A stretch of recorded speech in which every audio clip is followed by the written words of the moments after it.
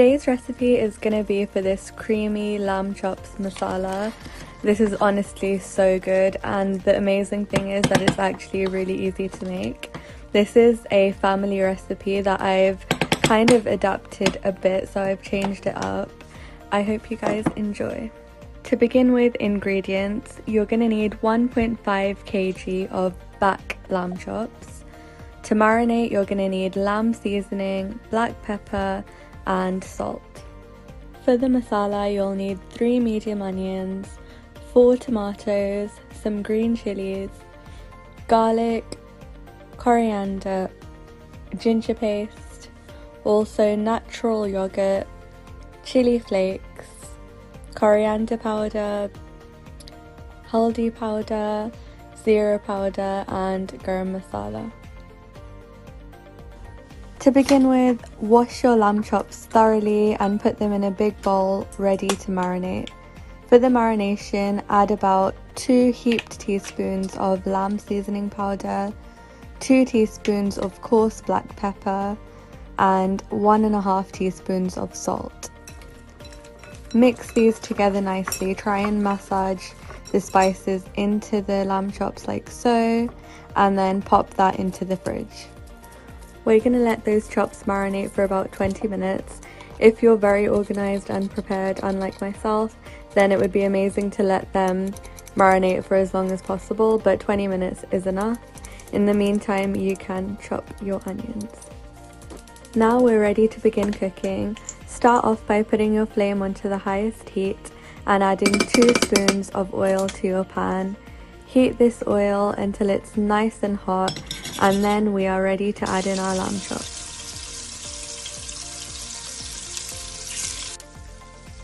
Main aim here is just to fry out the lamb chops so that they're a nice brown colour on both sides. It usually takes about 10 minutes. Just get all of the chops in, stir them thoroughly and let them brown off. In the meantime, you can prepare your garlic. I'm just peeling the garlic cloves here, but you can use garlic paste if you don't want to use fresh garlic, or you don't want your hands and nails to smell like garlic for like a week. As you can see, our lamb chops are almost browned on both sides, so it's time to add in our garlic. I'm just mushing up my cloves and adding those in, along with 1.5 teaspoons of ginger paste. We're going to give that a good stir and let it fry off for another 2 or 3 minutes before we add in all of our chopped onions. We're keeping it on high heat this whole time. Give this a good stir. It is a bit difficult to stir, but just do it as best you can. While the onions are frying off for about 10 minutes, you can go ahead and chop your tomatoes as well as slice your chillies. Here I'm using 4 green chillies sliced, and I'm going to slit one of them for garnish. I wouldn't suggest using more green chillies than this because this recipe is quite spicy already. So add in your tomatoes, add in your chillies, and then add in all of your spices. So 2 heaped teaspoons of coriander powder, 1 teaspoon of haldi powder, 1 teaspoon of cumin powder, and 1 heaped teaspoon of garam masala powder, as well as 2 teaspoons of red chili flakes. Give all of this a good stir before adding in your yogurt. I would suggest using about a 1/4 tub, and again mixing it really well.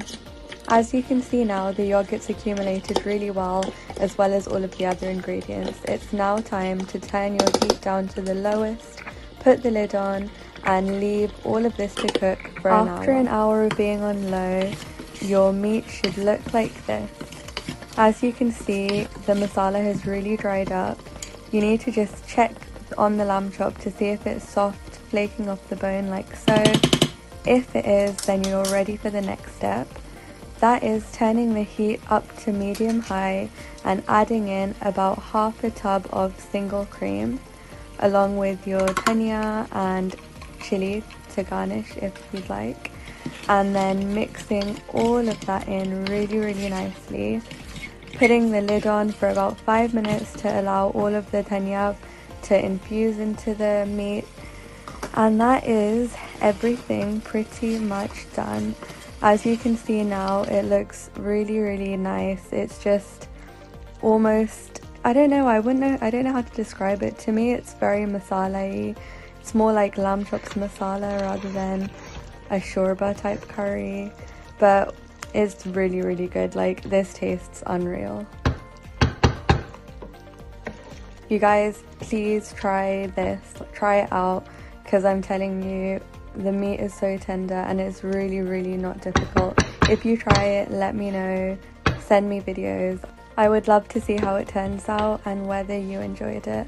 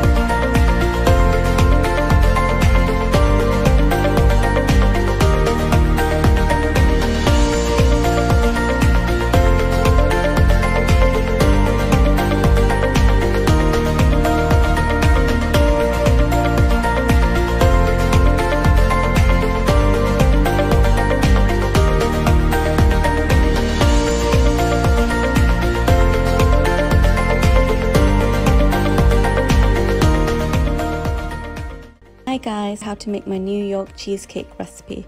So firstly, you'll need 300 grams of hobnob biscuits which I've crushed into a sand-like texture, 100 grams of melted butter, 900 grams of cream cheese, 4 large eggs, 3 tablespoons plain flour, vanilla paste, 284 grams of sour cream, 2 teaspoons lemon zest, 1 teaspoon lemon juice, and 250 grams golden caster sugar.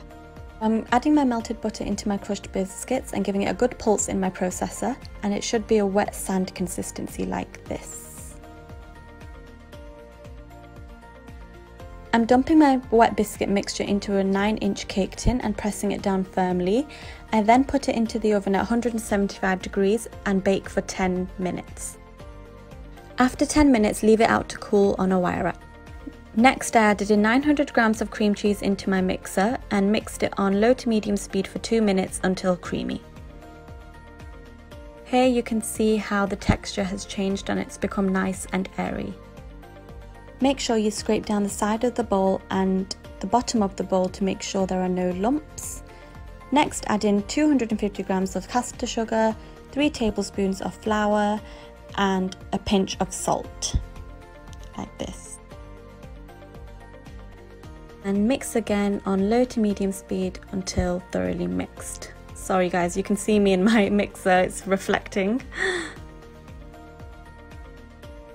And it's really important to scrape down the sides and bottom of your bowl to make sure there are no lumps and nothing sitting there, and give it another mix to make sure everything's fully incorporated. You can see I've changed my paddle attachment to a whisk attachment, and I'm adding in 2 teaspoons of vanilla bean paste, my lemon zest, my lemon juice, and I'm then going to add in 1 egg at a time. I've got 3 large eggs and 1 egg yolk for richness. Please make sure that you mix your eggs in thoroughly before adding in the next egg, because sometimes your mixture can curdle.